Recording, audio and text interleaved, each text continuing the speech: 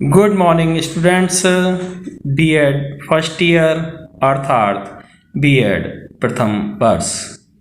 BEd first year में paper 6 जिसका नाम है जेंडर, स्कूल एंड सोसाइटी यानी लिंग, विद्यालय और समाज, यूनिट फर्स्ट इकाई 1 के अंतर्गत आज हम जानेंगे डिसएबिलिटी एंड रीजन अर्थात अक्षमता तथा क्षेत्रीयता। अक्षमता अर्थात क्षमता रहित होना।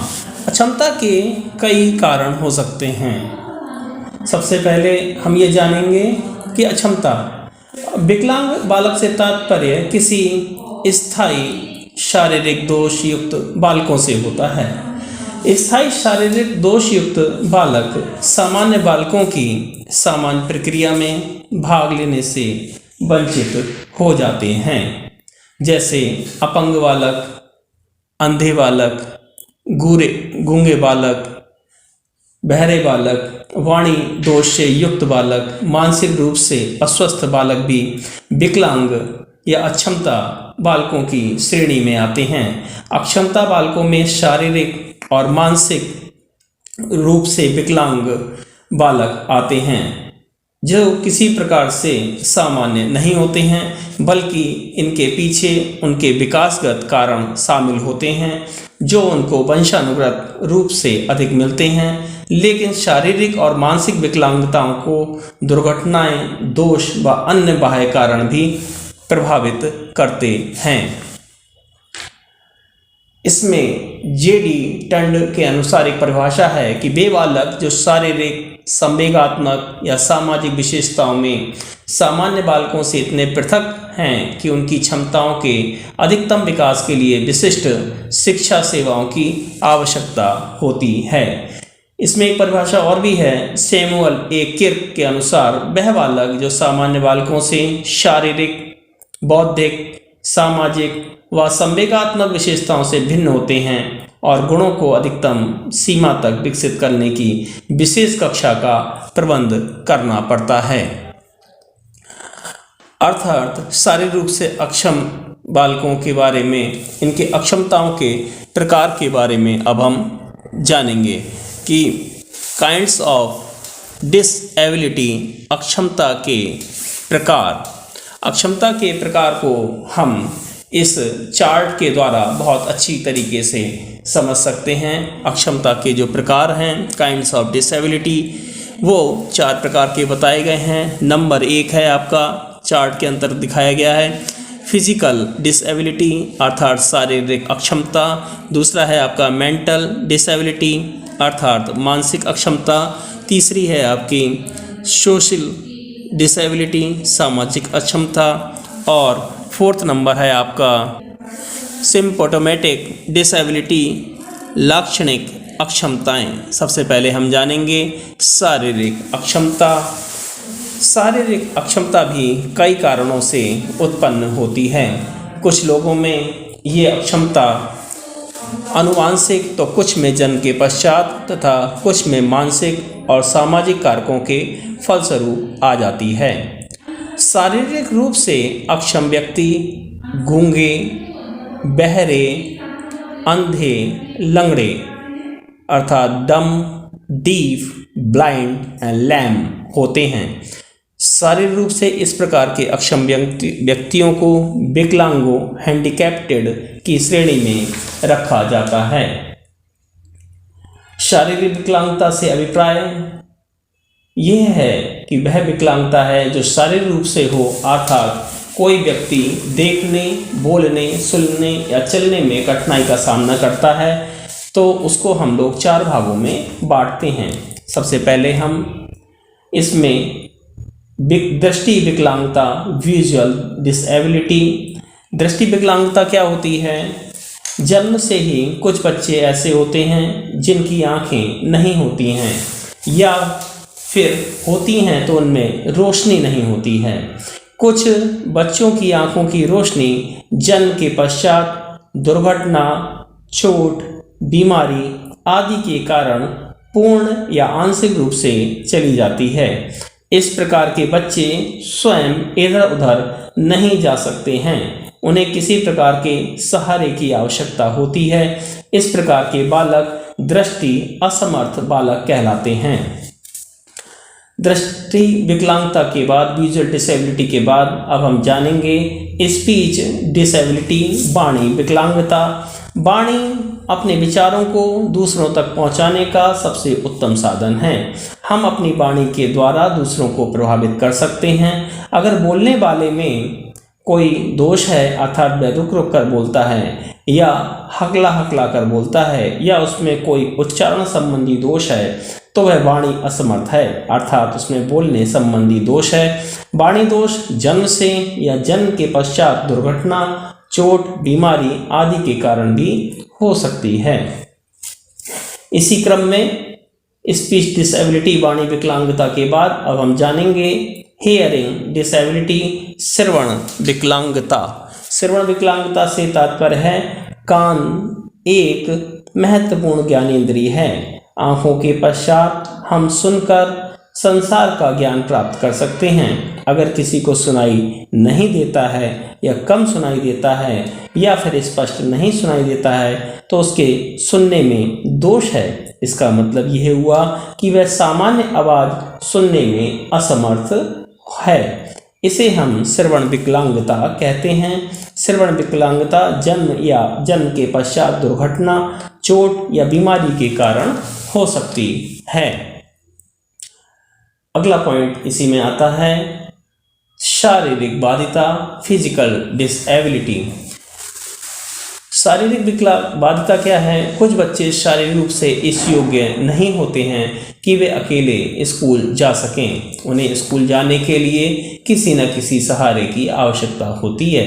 उदाहरण के तौर पर यदि कोई बच्चा पोलियोग्रस्त है या उसकी टांगें जन्म से या जन्म के पश्चात खराब हो गई हैं, तो वह स्वयं स्कूल नहीं जा सकता है।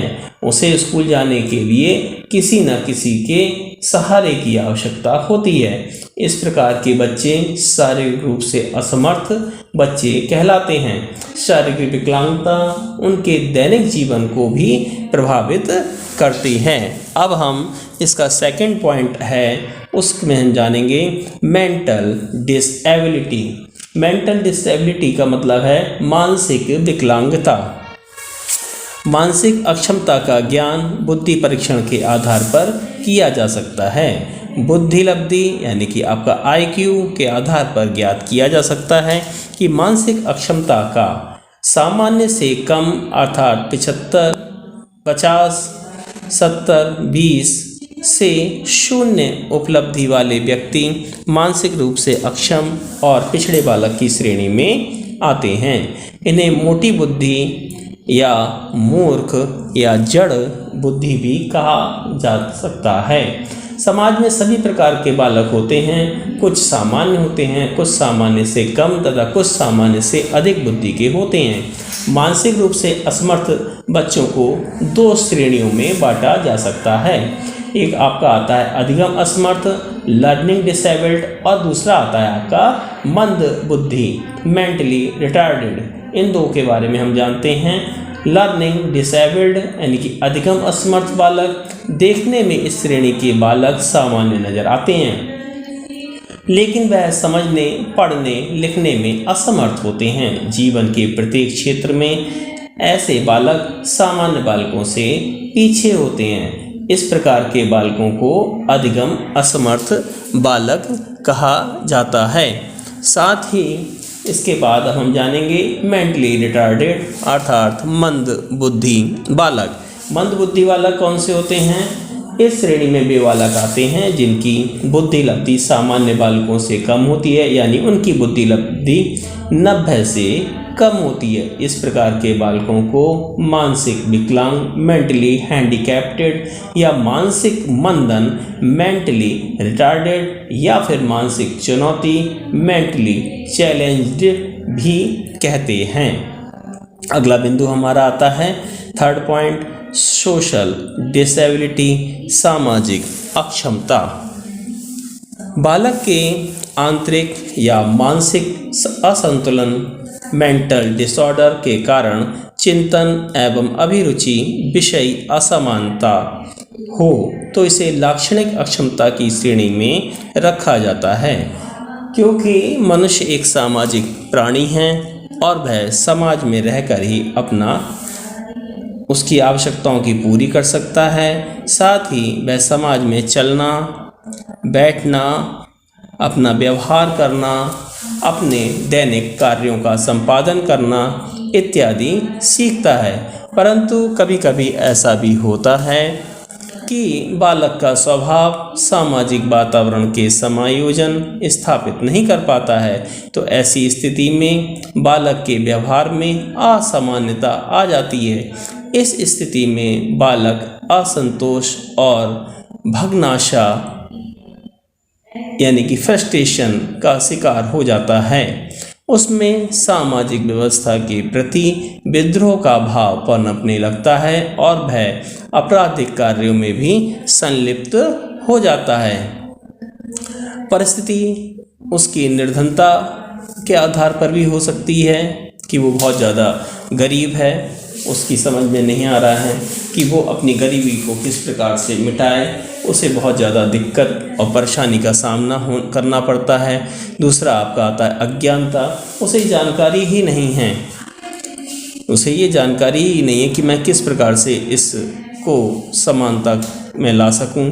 सबसे बड़ी बात कि उसकी अशिक्षा है, उसके माता पिता भी अशिक्षित हैं, वो स्वयं भी अशिक्षित है, जिससे उसे इस समस्या का सामना करना पड़ता है। माता पिता का प्यार ना मिलना, माता पिता का अगर प्यार बालक को नहीं मिलता है तो भी इस प्रकार की समस्याएं उसके अंदर समाहित हो जाती हैं। या माता पिता और अभिभावक का जो व्यवहार है वो बहुत निर्दयतापूर्वक होता है, यानी कि माता पिता अपने बालक से प्रेम नहीं करते हैं, उनकी बातों पर ध्यान नहीं देते हैं, नज़रअंदाज करते हैं। अगला पॉइंट इसी में आता है वैवाहिक जीवन से असंतोष।